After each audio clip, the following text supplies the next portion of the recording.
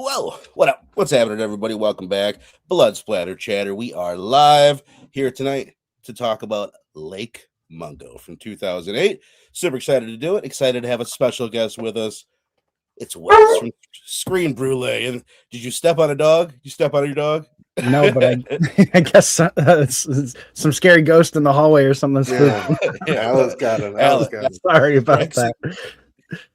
But always a pleasure being here. So excited to talk about this movie. Apparently, my dog's really excited to talk about it too. Yeah.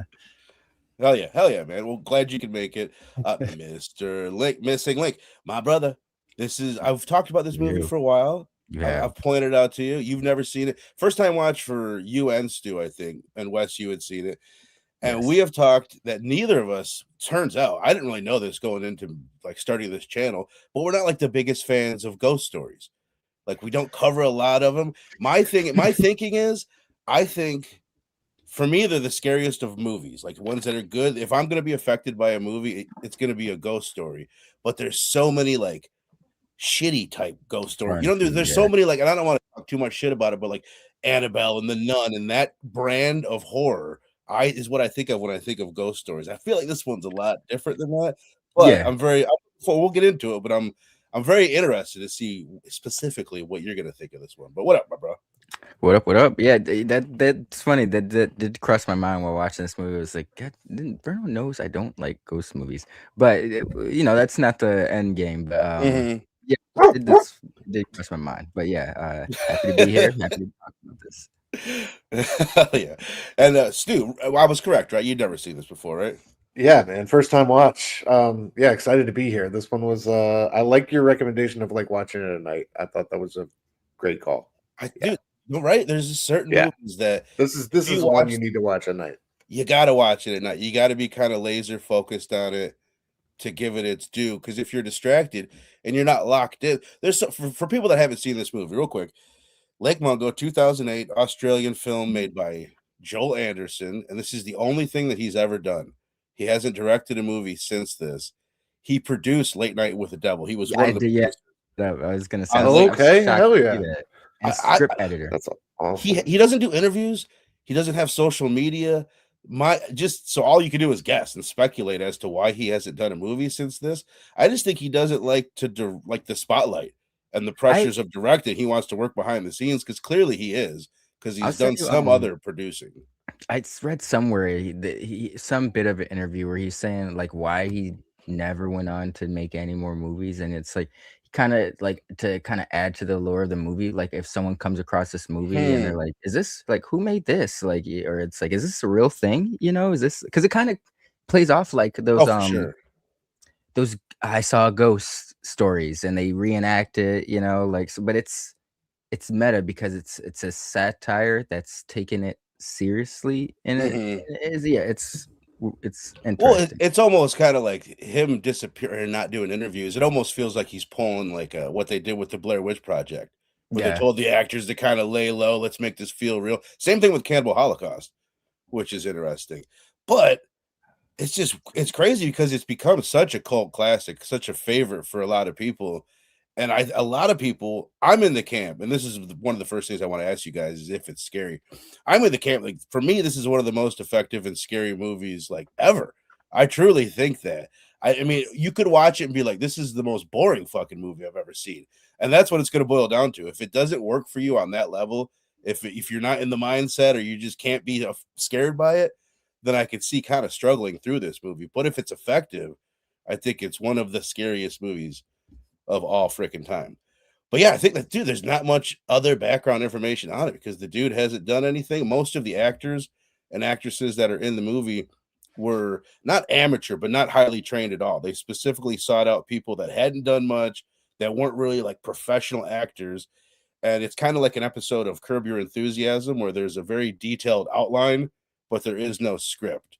And it's Joel Anderson is the interviewer during all of the mockumentary bits where they're sitting there interviewing people. He's uncredited and not on screen, but all the acting seems like so natural and comes off. So anyway, so I was going to set up the premise for those that haven't seen it. It's like, it's a story. It's set up like a mockumentary, feels like a documentary which in my opinion, some documentaries are a lot scarier than most of the horror movies that I've seen. So I think it's well suited for that. But it's the story of this Australian family. They go to the beach, their daughter comes up missing. They can't find her. They pull a body out of the lake later on. Dad says it's her, and then she's haunting the house. There's video evidence that we'll get into of all these different reasons why people think that she's back from the dead. It's basically what it is. It's a story of grief and loss and all that, which most great ghost stories are. Like ghost stories should be a little bit sad. You know what I mean? Because it's about death. But Wes, when did you come across this one, my dude? I came across this one like a really long time ago. I didn't really know. It wasn't like it hadn't reached its cult status yet, I don't think. So I didn't have like any sort of expectations of it. And I was kind of just like kind of interested in it. It didn't really hit until the second time I watched it a few years after that. I don't know why. Like when you kind of watch something the first time, you're just kind of processing it all, and sometimes it doesn't hit. And then the second time, you know, you don't have to process as much, and you're able to just kind of like feel it. For sure. And the second time I watched it, it was definitely like a lot creepier. It just like really like got into my bones. It's kind of like the I don't know if you've seen like the Netflix series Haunting of Hill House by Mike Flanagan. Totally. With all the ghosts in the background, like, and sometimes you notice them and sometimes you don't, but even when you don't notice them for some reason, like you can like feel them there, and it's just creepy. And I think this movie catches like that like super creepy vibe like really well. Like, and it is just really interesting, the kind of pseudo documentary like feel to it, because it does feel really real, you know. And I watch a lot of true crime documentaries, and this like honestly feels just like so many of those, and all the actors are supernatural, and they really just did a really good job with this one. I agree. I'm sure I know what jump scare you're talking about, Sal, because there's really only one jump scare. Yeah, I feel it, and that's the thing. There's different types of scares. There's a good jump scare, which I can always appreciate. You know what I mean? But then there's this. What was the one? Type of movie. Smile, the first Smile where she's got the headphones on, bro. Yes, that legit fucked me up. Like I was mad that they did that to me. Like yeah. But and then there's ones like this where it's just like, this is the type of movie that for me, honestly, like especially, I watched it twice this week. Once I just happened to have the house to myself, and it was like 3 PM, and I'm like, all right, I want to watch this at night, but whatever, I'll close the blinds, I'll make it work. And I enjoyed the movie, but it really wasn't that effective. And then I watched it last night after everybody in my house went to bed, and it's, you know, it had me a little bit, you know, feeling the fear during the movie, and then after the movie, I still feel like fuck. Like if the laundry's going off downstairs in the basement, I'll get it tomorrow. I'm not going to the basement tonight. Like it's that type of movie for me that it has me a little bit freaked out afterwards. What up, E? What up, my brother? But oh, here, Lake, before I send it to you, I did want to ask you guys, like it put you on the spot, Wes. Scary movie. Like, what comes to your head when you think of like the scariest movies you've ever seen? Do you have one that you can think of, or even like a scary moment? I do think ghost stories like get me the most, mostly because I don't necessarily like believe in ghosts. And so like if that were to be happening to me, like that would be just like completely inexplicable, and like I would have no idea what to do. So I think that would scare me.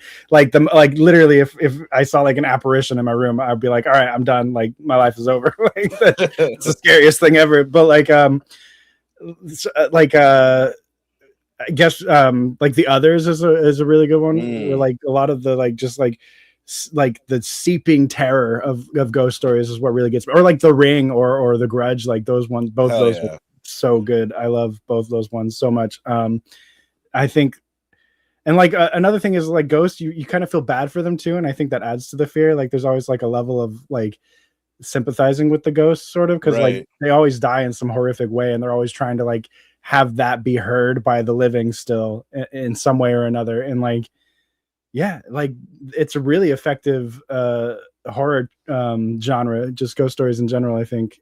Right. For me. There's one you already mentioned, Haunting a Hill House, not a movie. Yeah. But for me, especially like the first few episodes of that, like early on in that series, is some of the scariest like television or movies or whatever that I can think of off the top of my head.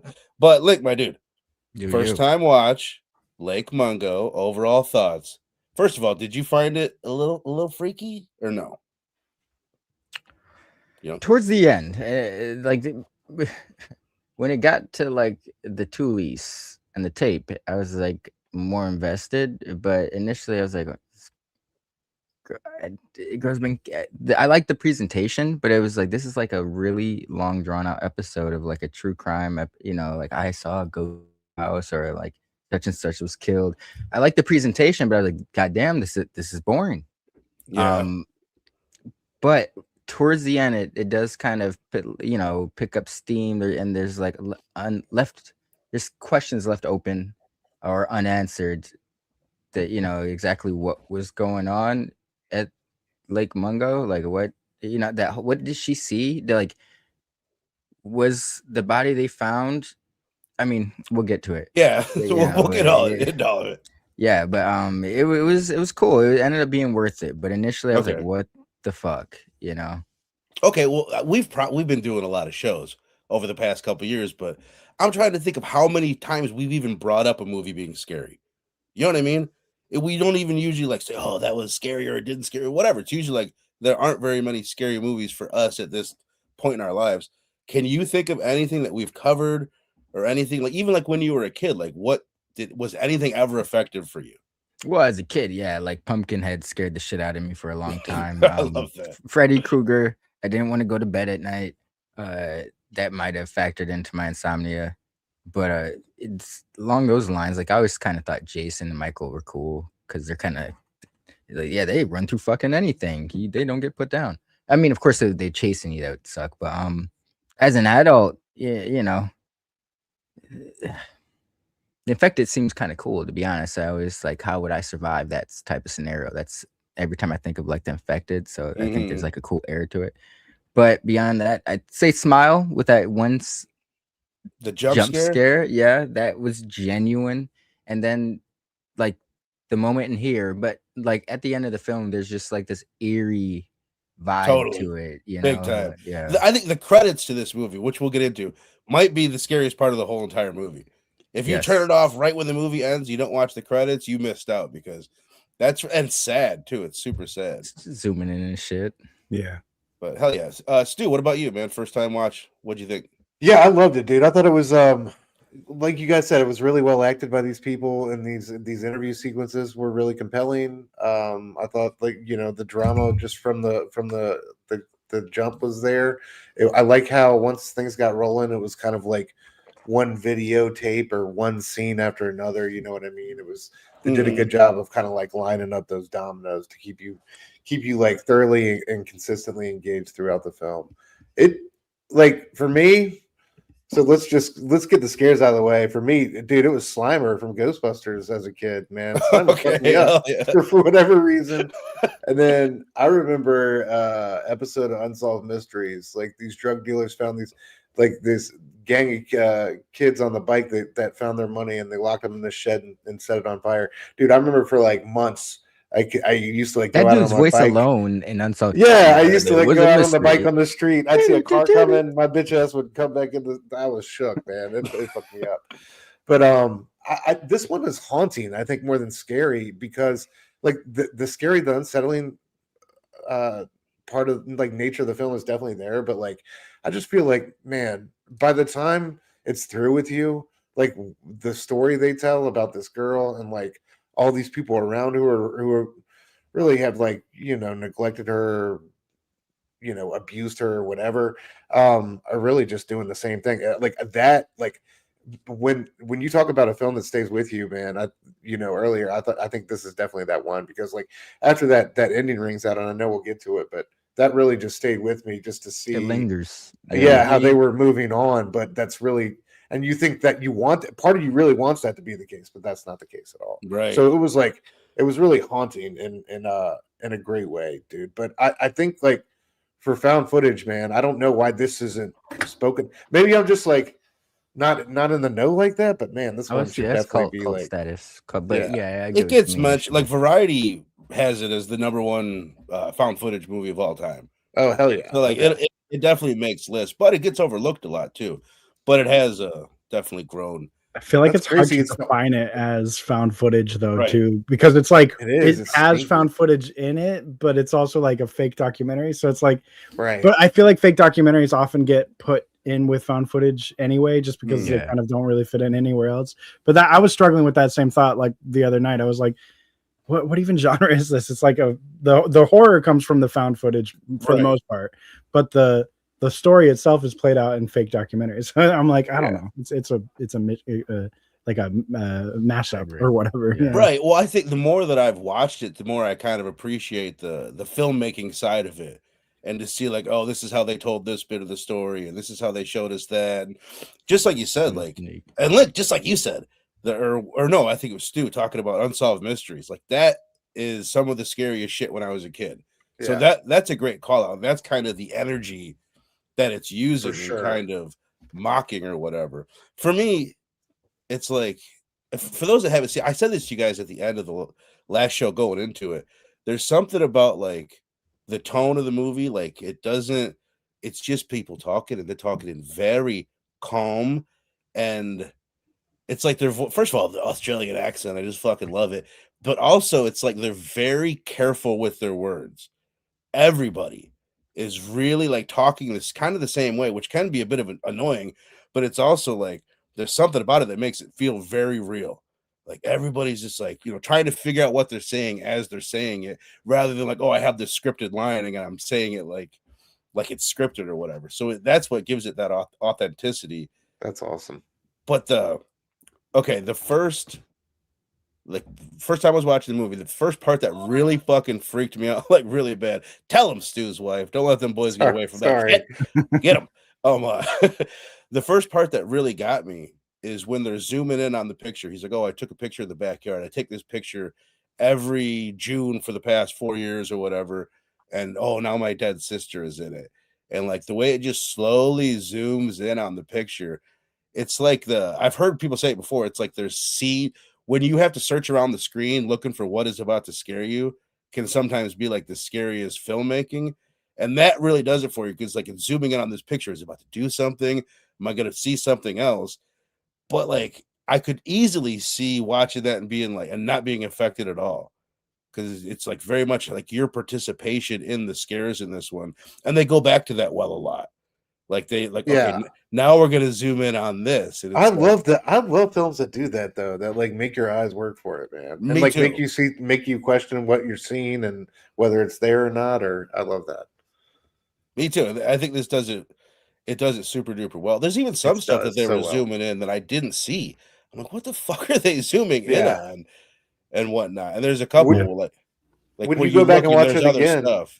Are you trying to like catch it? Are you trying to catch like those moments like the second time? Yeah. The scene, I guess you can't see it, or the background that I have right now is that scene that I'm talking about, where he's zooming in on the sister in the backyard. And if you rewatch the movie, she is there. Like the real ghost really is there over on the other side. Nice. But this is what I was gonna say. Like the first time that I watched the movie, I was really annoyed because it affected me so much. This scene, I'm like, oh, that's fucking scary. Blah blah blah. And then like 15 minutes later, you're like, you find out the brother faked all that shit, and like everything that was scary for the first 25-30 minutes of the movie, or most of it, wasn't real. It's just this brother that was, his mom was upset about it. We knew that the only way that they would exhume the body is if I did some shit and I put my sister in some photos.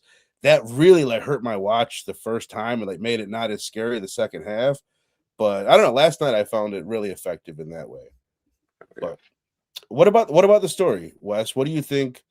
Just like the way that it's revealed to us, the twists and the turns. We've got the tape. It finds out there's a sex tape in the house. She was having sex with the neighbors and all this shit. Like, what do you think about the way the story's told?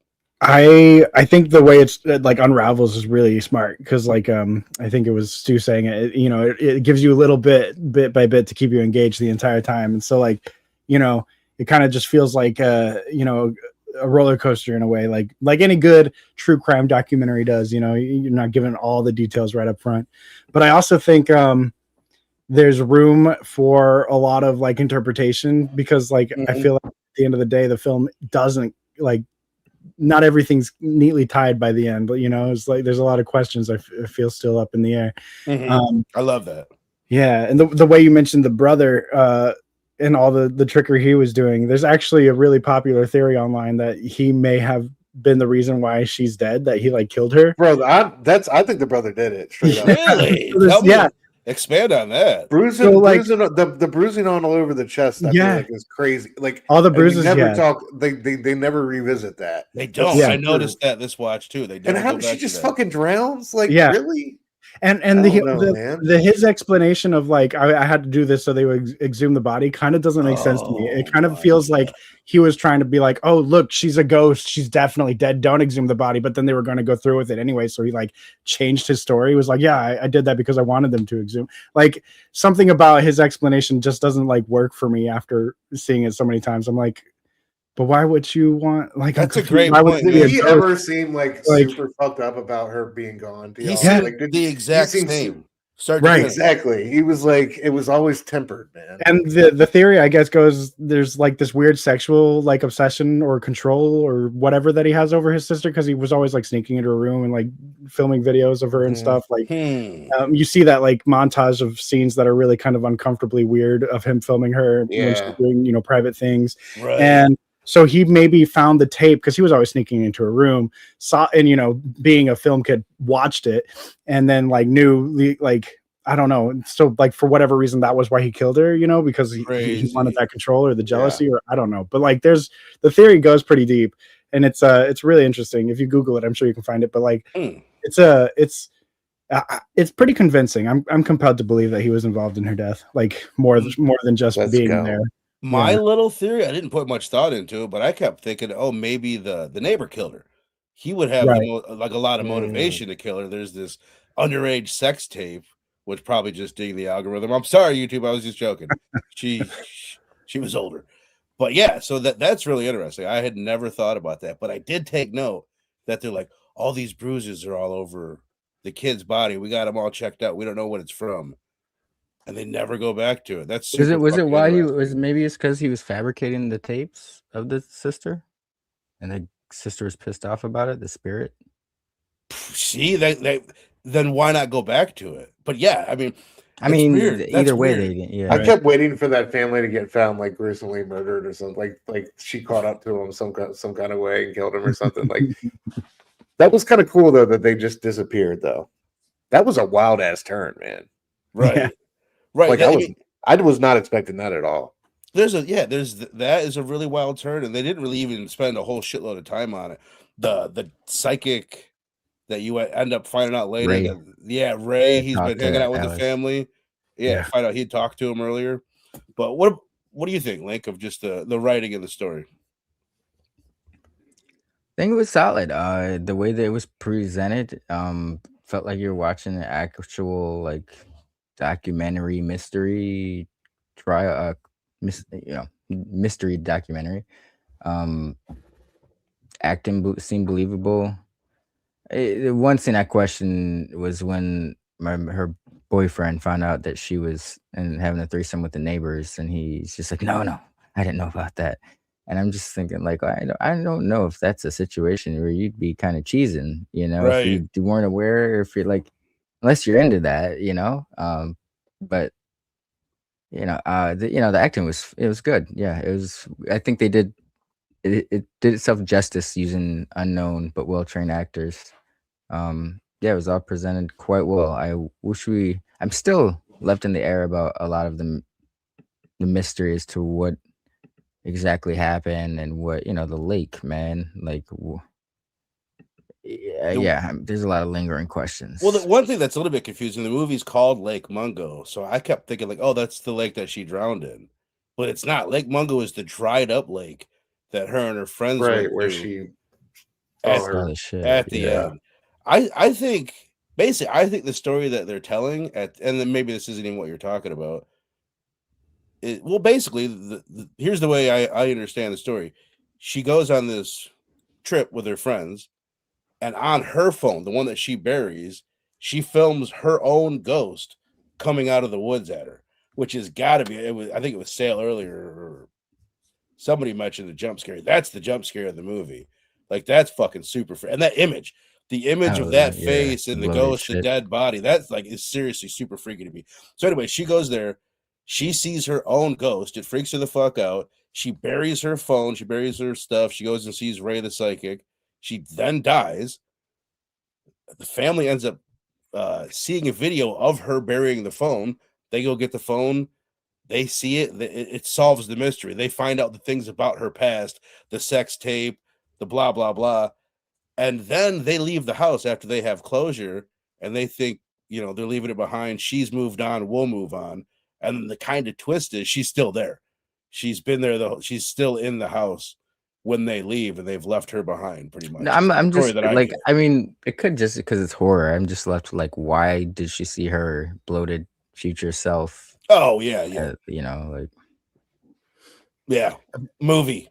Yeah, other than that, I don't have an answer for that. I think it's like the doppelganger idea or something, because like if you see your doppelganger, kind of like the whole idea is that it means you're about to die. So like I feel like they were kind of playing into that or something. I don't know. That's my theory. What do you think, Stu? Just the writing of it and the story. I thought, it was brilliant. I thought, the intermixing like the interviews with like, those revelations about her life and kind of like learning who this girl was and, really how much her family didn't know about her. And, like they said, she was really good at keeping secrets. And I thought it was really cool how they unraveled all that. And then in the end, you wonder what it was all for, because did it really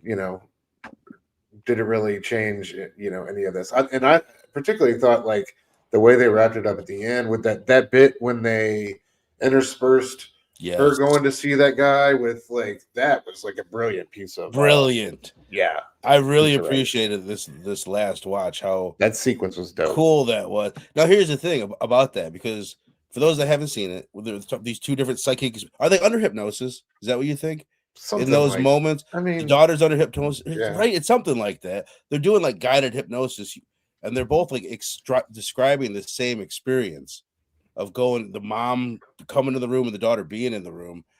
And the little look at the end that Ray gives, the psychic, is like he's the one that's fully really getting what's going on. Yes. And nobody else really does. Great I thought call. that was cool. Same. But it's like, and I was like, that up. But then he didn't tell her. Alice told him the story first, and then he guides the mom through there. Did he know that's what he was doing? You know what I mean? No, it's crazy too that was like that was her final. That was like the final time that. Right. He had the video footage of. He had to have seen the daughter that they were, reminiscing over when he went to meet the family or whatnot. Like that's. So I think he definitely was aware. I think it's just super heavy because the mom was always talking about like her lack of connection and stuff. Remember that like earlier on, and how she like felt like she never, or like she didn't really give all of her, or maybe it was a husband, like didn't really give all of herself to the children. Yeah, so it just felt like mom. Yeah, I don't know. It felt like with the mom, like she still couldn't. In the end, she still couldn't find a way, like it, because they all seem to get just. I don't know. Anyway, well, I'm rambling. Go ahead. No, it's cool. Who do you guys think gave just to all you guys, like, who gave like the best performance in this? It's weird to judge because it's mostly just interviews, but I feel like I love the dad. I think the dad kind of carries the movie in a way, in some ways. Yeah, I think the dad's definitely like the most believable of like, right? Yeah. I kind of like his like whatever his struggle is where he grieves a little bit different. He's not like breaking down. He just goes to work. Like, I don't know. And like we talked about earlier with the boyfriend, the dad's kind of the same way where he almost laughs at kind of awkward moments and shit, kind of like the boyfriend does. But yeah. Do you have a favorite character, Wes? Yeah, I think I would have to agree for the most part that the dad gives the best performance. Like he really does like stick out the most. But I think the next one would probably be the is his name Ray the psychic. Yeah, and he gets the most, I feel like, humor out of the movie too. He has like one or two funny moments where he's like, oh yeah, we thought my name wasn't very believable as a psychic, so I changed it to Ray. Which I know, then he ends up to be like kind of dishonest, which I noticed. So he's a fun character for sure. So I think that's going to be my choice. You got any Link? Yeah, I was gonna go with Ray. I enjoyed his performance. Stu?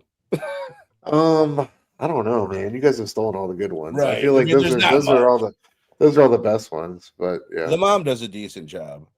she's just not. I feel like I don't know. I Yeah, feel like it's just dad like does there's a couple of- moments with the mom where you can kind of feel the acting. That's all. Man, But the I sound don't really get design, that at all from the dad. the sound design in this is another So thing that good. reminds me of Haunting of Hill House. Yeah. It's just that white noise. There's something so fucking scary about white noise, and just like building it up, using it at the right time, having the camera slow zooms and white noise. That's like the Have you ever recipe for seen scares for me. Fuck yeah. seen that Yeah. movie with Michael Keaton? Hell yeah, dude. White Noise. Yeah. Okay. Why? That's it's a horror film. That is mentioned White Oh, Noise, you know that's what? why. You've told me about it before. It was like I think like The Ring. That was like one of those movies that came out after The Ring, right? Everybody was right in the trying to Ring make shit that shows, came out on television on you. Yeah. Mhm. Yeah.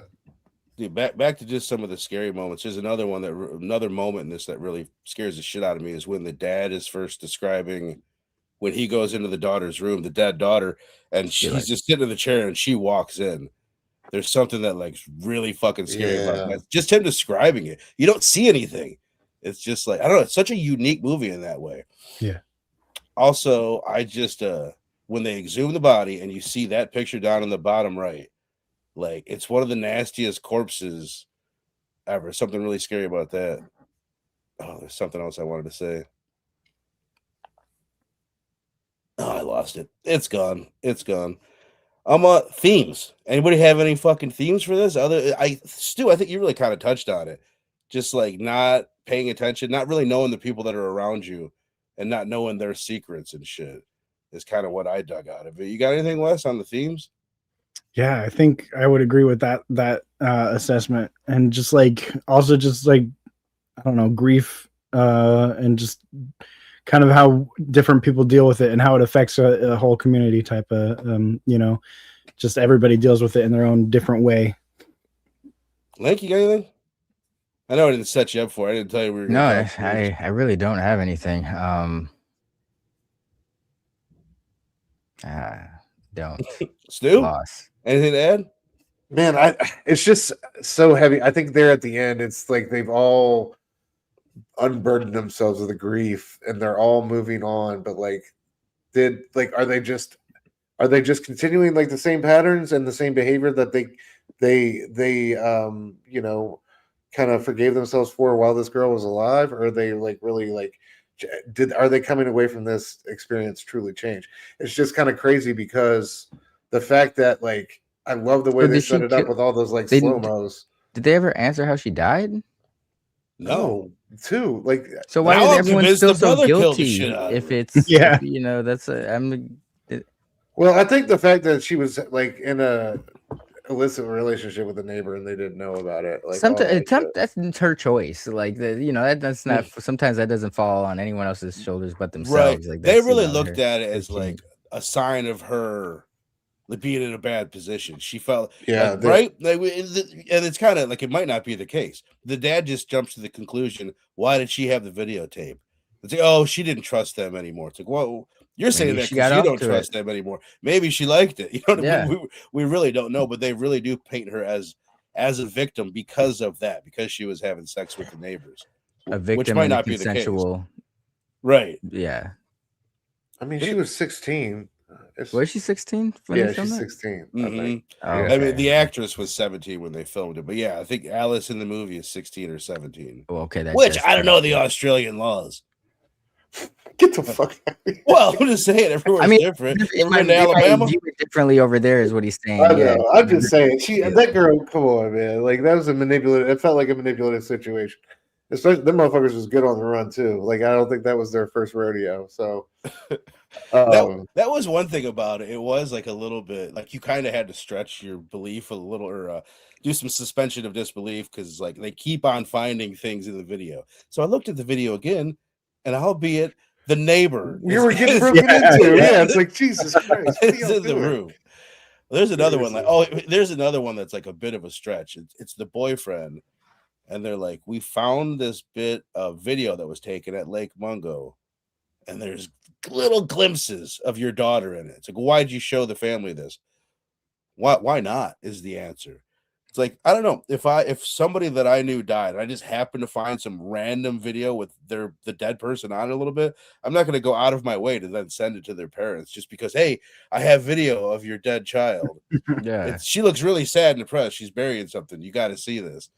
Like, that doesn't jive with me. That's a bit of a stretch. Yeah. Other than that, I think that was the only bit of the story that I really struggled with. Like, everything else is pretty tight. Like, as soon as you kind of think it's getting a little slow or whatever, they do throw you a nice little twist in there. Yeah. And to keep it, in my opinion, is really entertaining in a style like this for an hour and 25 minutes, I think it's super impressive. Yeah. Yeah. They did a good job of like planting seeds of doubt and just all sorts of weirdness from the beginning to keep you always a little bit off kilter. Just reading through my notes here. Yeah, shit. It's a weird movie. I love the Wes. Since you have an eye for photography and you're a filmmaker. What do you think of like the cinematography, the landscape shots? Like, I really appreciated on this last watch how good some of the landscape photography is. Which is really all it is. Yeah, they're few and far between, but they're really, really cool. Like, especially the like shot of like the lightning coming down on the dried lake. That's just probably the best shot in the whole movie. Like, from a aesthetic photography standpoint, like, I love that. I think it's gorgeous, and just all the sunsets. Australia looks like a really pretty place. I wouldn't go there because spiders are scary, but it's a gorgeous place. I just appreciate like watching it again. Just like I kind of picked up like, damn, they spent some time. They did a lot of location scouting and they found some really, really nice landscape photography. One other thing I wanted to point out, and then we could probably just go around and rate this bad boy, is when they have to go to identify the body. The dad goes there. I don't know. I think the whole family goes. They identify the body. The dad looks at it. The mom doesn't. And the car won't go into drive on the way home. There's something like really like put me in the moment of seeing. You can imagine this, like, just you've never felt worse in your life. It's the worst day of your life. Then you have to drive in reverse on the way home. And there was just something really eerie and like fucking weird and unsettling about that shot. Yeah. And just made it seem even more believable. Like, what do you mean? You had to drive home in reverse. It was so weird. But let's do it, man. I don't really have much more on this thing. I guess we hit everything I wanted to hit. Yeah, let's go ahead and rate this bad boy. What do you think, Wes, out of 5? You guys in the chat, if you've seen Lake Mungo, Rogue, my brother, what'd it be, man? What's going on? Evan, my dude. I didn't read this. Sal says their house seemed pretty isolated, so just the landscape made it scarier. Definitely. Yeah. Yeah, the house was weird. Evan, my brother, who, by the way, is coming up, Evan. Next Friday, Friday the 13th, man. We're doing it. We're talking Friday the 13th. We're going to be playing some slasher themed trivia and giving away a couple Jason masks. Probably one to Evan. So be here. One to a winner in the chat and one to a winner here on the panel. But that's not. How do we feel about that mask? Do we like that mask? Where does that sit in the? I love that one. I love making them. Personally, like they're one of my favorite masks to make. What do you think of the mask? Are you not a fan? It's all right. It's all right. I got to see it in action, I guess. The blue will definitely throw you off. It's different. Yeah, for sure. I like what's the chipped bloody one? The one that you be making all the time. Is that the part 3? Yeah, that one looks fun. Part 4 with the part 4, yeah. Just whipped up a few of them. I'm doing it, man. I'm getting my shit together. I'm slacking. I decided I didn't have enough inventory to officially start the Etsy store, and I want to think about this name a little bit harder. But I got to get going because we got 2 Friday the 13th coming up. Hell yeah! But yeah, Evan's saying I wasn't sure. I thought it was that recording of them was. I would say it's consensual. The law would say it can't be consensual because she's underage. My opinion, it was consensual. If you want my honest to God opinion, she's a big kid, and that was the problem surrounding the tape, and that the guy, the neighbor made it, yeah. Mm-hmm. Oh, unconsensual. He said, "I'm the piece of shit." I don't know. Okay, but the way it was set up though, like it looked like one of those home recordings that you had to put on a stand. There's no way she could have missed that camera. That wasn't unless they like buried it under like some clothes or something. Just she didn't throw the tape out. She got the tape. She was aware of it. She didn't throw it away. So she Even if could have you got been the using it burned- as leverage burned the against the shit. neighbors. Yeah. Yeah. I So was wondering why they took so long to open up the safe. Like, what? You're I don't think they found it until then. It wasn't until they saw homeboy in the room and they're in like, there. Yeah. Right. You know what was weird is it seems like they never confronted them. They said that they moved away 6 they months took later. off. The yeah, neighbor, it's like, what the fuck? They were was like, that bye. after? He's like, Was what that would you after do? they He's like, found the tape? I'd probably I throttle think, him. yeah, dude. Yeah, I He's think like, it they found the was. tape, yeah. Okay, that would make more sense then. Yeah, we've been smashing your daughter. Yeah. like, you have to see that Evan dude says, I'm all the not. time. No, I'm saying Hold like on. the girl didn't know she was recording. Okay, I mean that's fair. Oh, enough. yeah. That very well could have been the unconsensual. It was I wild. It was disagree like with the that, both though. of them I though. disagree Like with it wasn't that. just the husband; it was the wife too. That was crazy. For sure. Yeah, Jay said I like that the movie ended ambiguously, Yeah. like the actual documentaries. Let's end. ask a question. Anyone willing to participate in a threesome? Do you think it's beyond them to be record a sex session? Right. I'm just, I throwing think that she out was there. game. Either way, I really think the strongest evidence that it was consensual is that she had the tape. Like she could have got rid of it. She was Could've aware burned of it. it. Yeah. They didn't keep it a secret because she knew about it and she had it. I don't know. Yeah. It's a touchy subject. Let's move on. Yeah, Let's write the especially movie. it should have been And older, nobody else knew about it, right? Like when they asked everybody else, nobody else. Right. had Her any friends were idea shocked about about it. Yeah. it. Yeah. I love the line. They say it at the beginning and then you hear it later on is Alice kept secrets. She kept the fact that she kept secrets It's a secret. secret. Yeah, I that was a love great that line. Yeah. It's like, well, duh, but at the same time, it's like, Yeah. like that. It's like people walk around. I'm keeping a secret. I'm not going to tell you what it is. Yeah. Right. Exactly. Like, okay. It's like she doesn't keep secrets. She has secrets, but she doesn't keep that she has secrets a secret. Yeah, We all know that she has secrets. Let everybody know. You know that He's Bruno got guy. so He's many got a lot of secrets. Oh yeah. That's why her hair's so big. It's full of secrets. Yeah. But yeah, no, I think this is a very solid like 4 out of 5. I would say like it gets better every time I watch it. There's so many little details that I catch For sure on rewatches. And it is very unnerving, and just the whole idea that you could like kind of foresee how you're going to look when you're dead. Like, I don't know. That's kind of that's kind of fucked up and creepy. There's another thing just to jump in, and I don't want to spoil this because I know, Link, you haven't seen what I'm talking about for sure. But there's a bit in Haunting of Hill House. Yes. You know what I mean? I feel like Flanagan watched this and that he used some of this in Haunting of Hill House with that seeing your own ghost type of flavor, Yes. which is it's one of the greatest moments in TV. So I don't want to spoil it for anybody. But yeah, I definitely think it could be an influence. Check it out. You got to check it out, dude. You Yes. got to check it out. Like, It's so good. I know you're not a ghost story guy, but I think it's what like Haunting of Hill House is like one of the best ghost stories of all time. I really think it is like top notch. All right, and I like Mike Flanagan, so I believe Yes. him.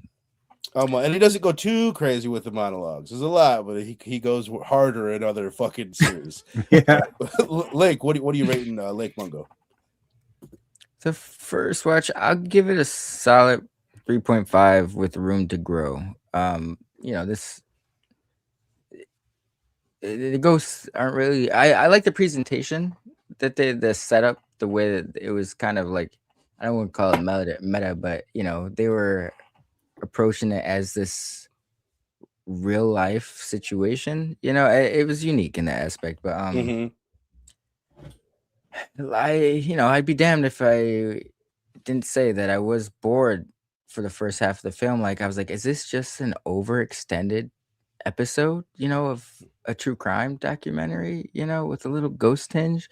But by the end, with the weird stuff going on at Lake Mungo and I think you said it best. Like, it's the end credits that really, really make it unsettling. Like when you're the music and you're seeing all the frames you missed throughout the movie, I guess, where she's like, you're zooming in and seeing her. So yeah, there's something there, and it lingers with you. That's what I was saying. Like, this feeling, you like think about it afterwards about what exactly was going on, what it all meant. So yeah, strong 3.5 with definite room to grow. With the second watch. I was thinking earlier when we were talking about like the way like there's some kind of like atmosphere that lingers. Like I could imagine being in a theater and like everyone just kind of awkwardly collected their popcorn and their trash. Like You know what I mean? There's a vibe at the end of this movie that like is mournful. You know what I mean? It feels like what it feels like when you lose a loved one. And for me, that's kind of amazing to pull that off, like in a movie like this. But hell yeah, 3.5. We got a 4 from Wes. We got a 4 out of 5 from Evan. We got a 5 out of 5 from my man Jace Hard. What about you, Stu? What are you giving it? I'm gonna go 4. Yeah, definitely thought it was a super strong film, start to finish. Like Link said, man, it lingers with you. I think that's what the best works of art do. So, and it's one I can definitely see myself revisiting and like enjoying and finding different things to really pick out and pursue each time. So yeah, I think it's awesome found footage one. I do like this genre, so glad to have finally watched this one for the first time. But yeah, 4 out of 5 for me. Hell yeah, man. It has me, and we got Sal coming in with a 4 out of 5. I had picked this to do for Horror Fest, and it was a last minute, like I swapped it out. I'm not really even sure why, but I did something else, or we did something else. And then after watching it last night, I was like, damn, we should have done this for Horror Fest. Like, because I think it's that good. Like, I think it's amazing. I'm tempted to give the thing a 5, and I'm thinking like what Brooks said about when we did 8.5. Like, he's like, for what it is, it's almost perfect. Like what they tried to do and what they accomplished. Like, fuck, they nailed it, man. Like they really did. And like, I'll give it a 4.5 because like last night I loved it. Like I fucking loved it. As sad as it is, and like I don't know, just like how believable it is and scary. Like we've covered, I don't know, I wonder how many movies we've covered at this point on the channel. And in my opinion, I think this is the scariest thing, the most effective scary movie that I've talked about, and maybe that I've ever fucking seen, to be honest with you. I was trying to think earlier, like, I don't even know if I added, there's a couple of things I wanted to say, like Barbarian wasn't a scary movie, but the scene where she's going down into the basement was one of the scariest scenes for me. The first time that I saw that really, really got me. I love that movie. So fucking so good. Smile jump scare was a great call out. There's some good jump scares. Dude, I just love the ending. That bitch ain't coming here in 15 years, and then she comes through the wall on his fucking ass. So yeah, I mean, I'm gonna give it a 4.5, and I'm like I said, I'm tempted to give this thing a 5. I think it's that goddamn good. So you guys in the chat, make sure you guys are coming back, hanging out with us next Friday the 13th, part 5, which they just took off Paramount Plus. Not that most people even have Paramount Plus, so who gives a shit? But I went to check a couple nights ago. I'm like, oh, they took away all the Friday the 13th movies right before Friday the 13th comes up. So we got that next Friday. Oh, but before that, next Thursday, baby, Scream 5. Very excited. Right after we did Scream 4, I watched Scream 5 last week just because I was in the Scream mood. Can't wait to talk about it. Can't wait to talk about this movie. It has a lot of flaws. It's going to be fun to talk about. I'll just say that. I still think it's entertaining, but it will be a fun one to kind of pick apart. But Wes, what you got going on, man? Not much. Just continuing to make videos on TikTok, YouTube, Instagram, at Scream Brulee. I actually pointed to the right side this time. That's cool. And yeah, you can find me. You can find me there. Sal, this is the one thing I got to agree with. There's that same energy, like everyone talks the same way. And there's another thing about like most movies, like it does ramp up some way with the story, but there's never like an intensity. It always comes back to the interviews, and the interviews are always very calm. So like it's weird in that way. Like it somehow still ramps up, but it doesn't. Which the first time that I watched it, honestly really threw me off.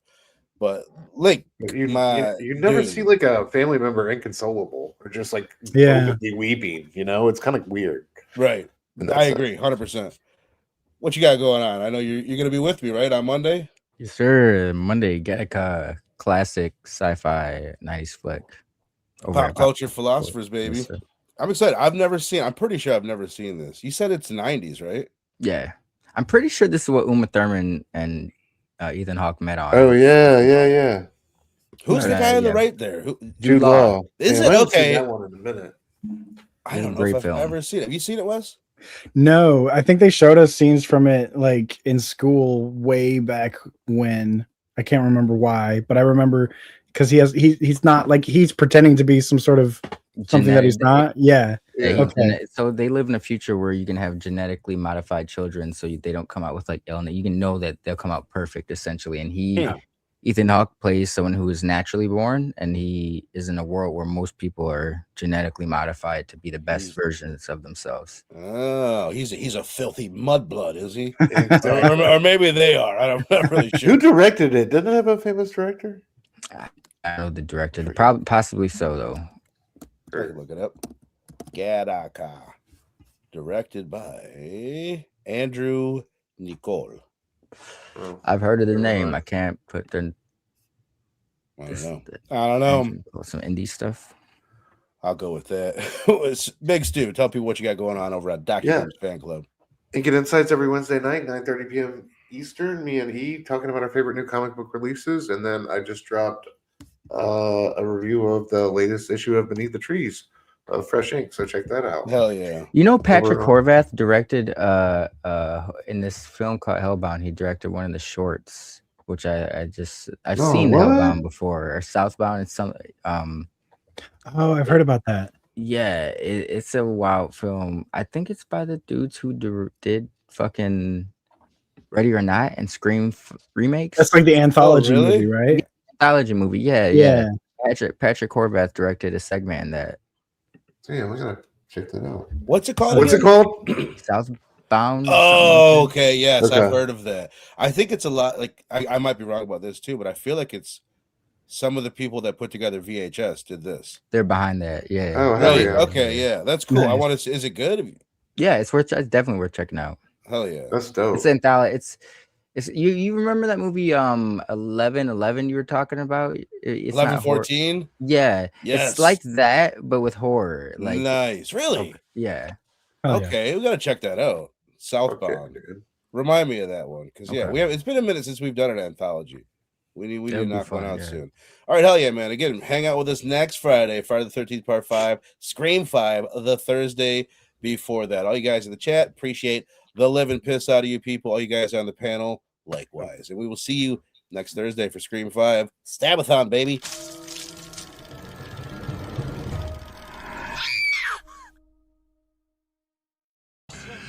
That will be quite enough of that.